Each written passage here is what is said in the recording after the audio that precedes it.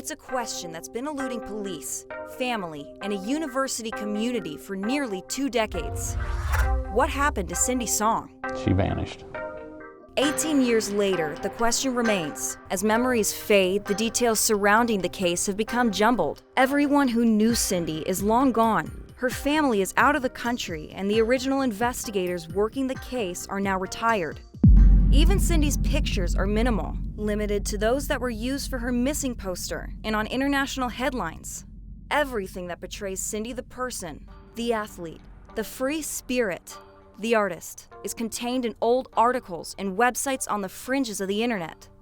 But still the question of where she could be, or maybe more appropriately, where she could have gone, is being asked, as Cindy Song's missing persons case remains one of the most notorious in central Pennsylvania.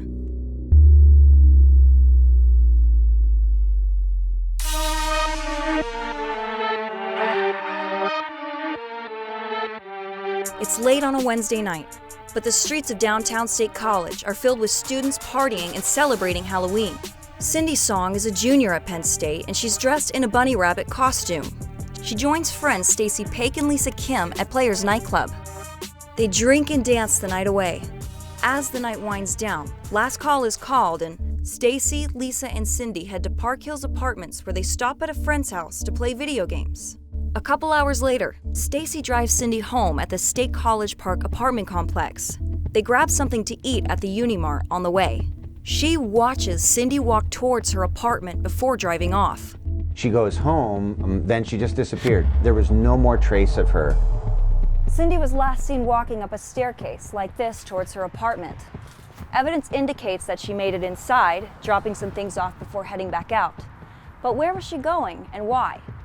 The trail ends at Cindy's doorstep, and the mystery begins.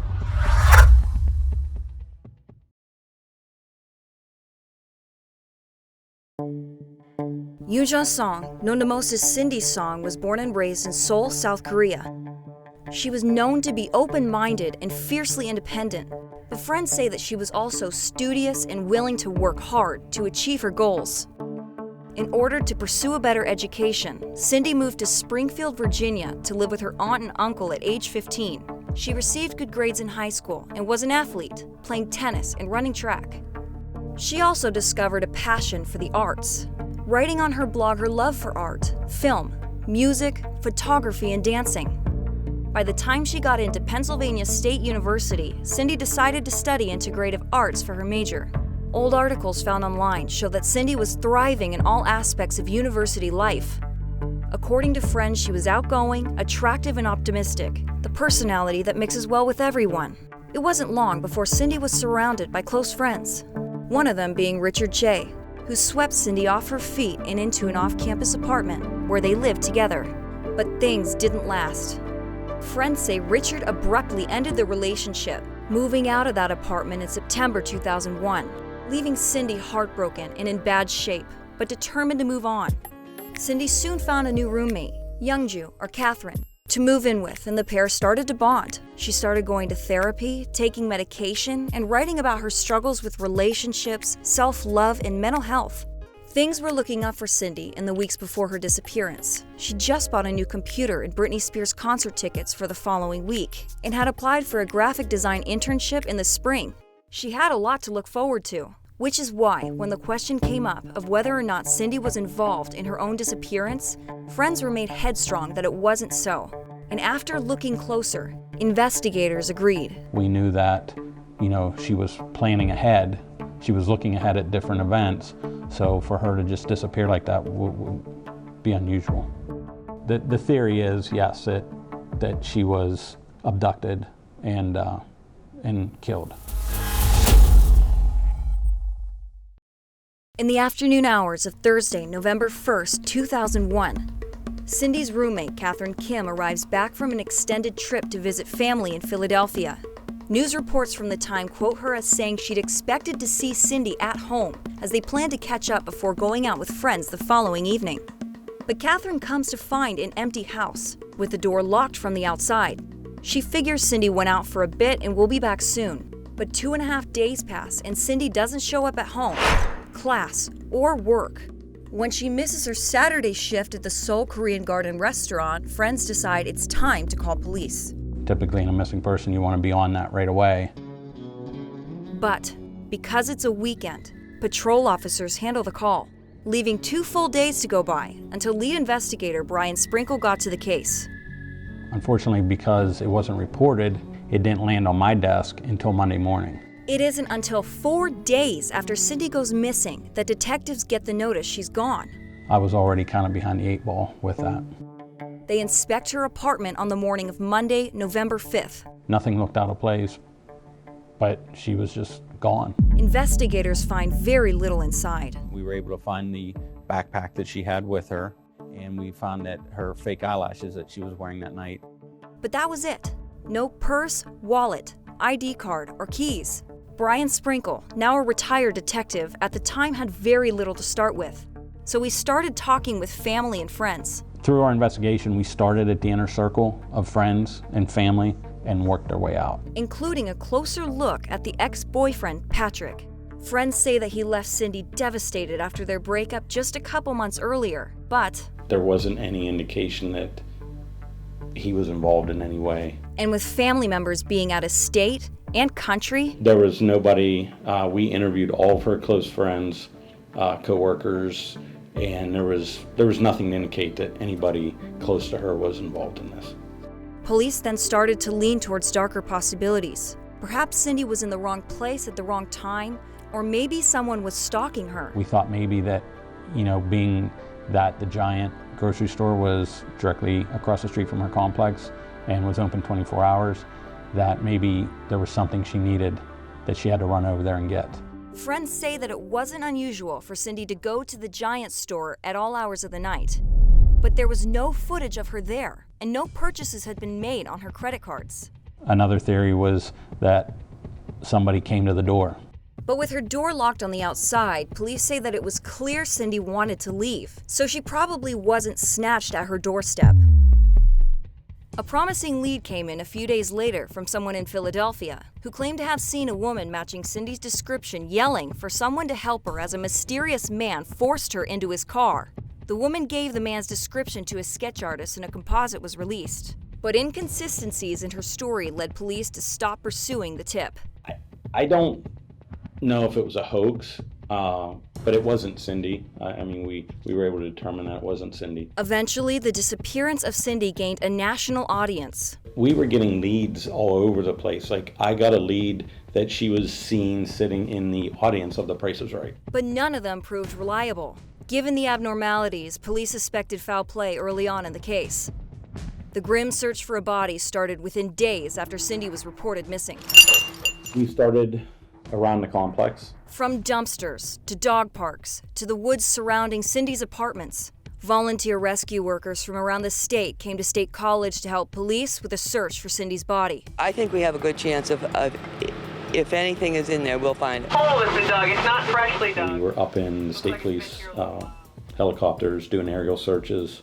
We had volunteers coming in, search and rescue teams coming in, doing grid searches throughout that North Atherton Street area. And unfortunately didn't find anything. Despite the fact we've searched the area, twice already, just the fact that we're out there still trying. Cindy's body was never found, and police became agitated. It was very frustrating. We had search parties out all the time looking for her in different areas, and it was a very frustrating case. Within a matter of weeks, Cindy Song's disappearance received international attention. Being an international student herself, the case required FBI attention, and the Korean consulate got involved. And we take delight in your presence. Her grieving mother, Bunsoon, and brother Kiho had flown in from South Korea to aid the search. She lives every day hoping that this is not real. And quickly found fault with the investigation. It's a cultural thing. I understand that they were upset and frustrated. They didn't understand how things worked here in the U.S. Feeling that police were focusing too much on due process and too little on finding Cindy, the family hired New York-based attorney Jin Han to represent their concerns. It is time that a true investigation of this case be commenced. Together, and with the support of multiple student organizations, they formed a group called the Coalition for the Search for Cindy Song. This place should be covered top to bottom with Cindy's face. The group held a press conference in the months following Cindy's disappearance, accusing the police of negligence and racial bias. And we would ask all of you to not give up and continue with the concern. The bottom line is we've done everything in our power that we could in this case. We had cultural differences, we had language barriers. The other issue we had was missing persons cases aren't crimes. So without a crime, you can't get search warrants, you can't get court orders. Bonsoon even took a petition to the governor's office in Harrisburg with 15,000 signatures, demanding the state police take over the investigation full-time. Soon, the Ferguson Township Police Department cut off all communication with the family out of frustration. It was just heartbreaking that this family had to come all the way halfway across the world to try to find their daughter, and there was nothing that could be done. There just was no clues that the police were finding, that they were sharing, that, hey, they had an idea. Before John Clay was WTAJ's evening anchor, he worked as a reporter in our State College Bureau and was responsible for reporting on Cindy Song's disappearance. There was no explanation that made any sense as to where she might have gone, who might have taken her. No leads really developed that led anywhere. Having been there for every significant moment during the investigation, Clay says that he became involved personally as he watched her family and surrounding community cope with Cindy's loss. Just like the police and so many others, I wanted to somehow figure it out. I wanted to be a part of the answer. And now a father, Clay says he's been impacted even more by the devastation of the case. I mean, there's no question when you think about the worst possible scenario of what could happen to your children, this is it. 10 months later, in August of 2002, the case was at a standstill.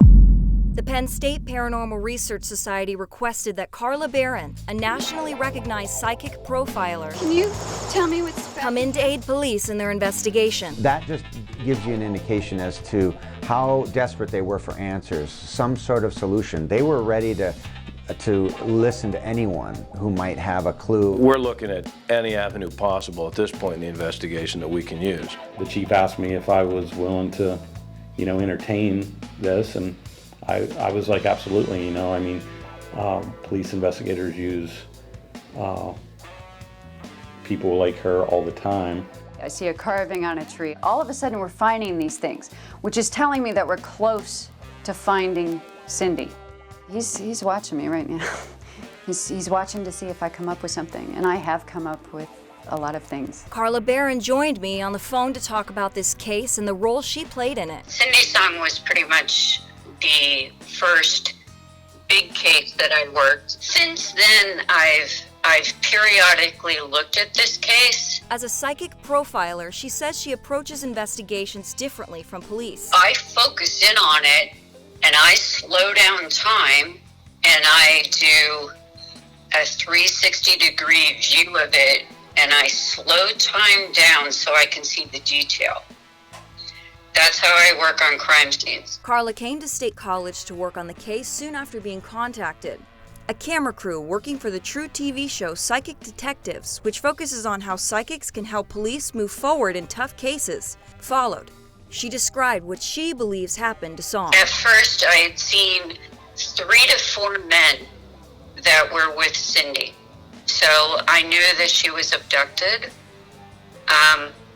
And I knew it was sexual in nature, and I'm just seeing her being loaded into this vehicle. And then I see it wasn't very long before she had crossed over. Carla had several more insights that she gave to police during her visit. She's good at what she does, but just unfortunately with us, the information she provided just didn't turn into any credible leads. And then when the situation came up around Dallas and Hugo Selensky and that whole thing, I took a fresh look at it, and he's involved somehow. In June 2003, a year and a half after Cindy went missing, Paul Weekly was convicted of burglary in Luzerne County, Pennsylvania. In order to reduce his charges, Weekly agreed to give police information pertaining to Cindy's case. His story, two men, Hugo Selinski and Michael Kurkowski, mistook Cindy for a prostitute the night she went missing. They picked her up from State College and took her to the home of one of the men in Hunlock Creek. That's where Weekly says they raped her and stuck her in a safe where she died days later. It was the only explanation that maybe could be explained. Weekly first told police that Kurkowski kept Cindy's bunny ears as a trophy, and Selinski killed him and his girlfriend Tammy Fassett in retaliation, burying their bodies in his backyard. Later, he changed his statement, saying Selinski killed them for drug money. Regardless of why, it was a lead for police and they started digging. So they were digging holes all around his property to find her bones and find anything. Weekly's tip led to multiple bodies being found in Selinski's backyard, including Kurkowski and his girlfriend. But Cindy wasn't found. It was a big disappointment, but it was the one lead and the one explanation that I thought held the most promise. Hugo Selinski was found guilty of murdering Kurkowski and his girlfriend back in 2015. He's now serving a life sentence in prison and is still considered a lead suspect in Cindy's disappearance. 18 years later, every promising clue led to a dead end. So it's not like we all forgot about Cindy. I never did. I periodically went in and looked. I did feel like the Cindy Song case was one of the most embraced stories of my whole time here, in the fact that people were so connected. It was such a sad story. It's Ferguson Township. We really don't have cases that get that big. Seeing her face, knowing this was a student that just up and disappeared, you kind of wondered this could happen to anyone. And why did it happen to her? Was she's just a victim of some unfortunate circumstance? And I think everyone really related to that. So it was difficult, and it was personal because it was my case and I wanted to find her. So obviously anything I could do to give the family closure meant a lot to me.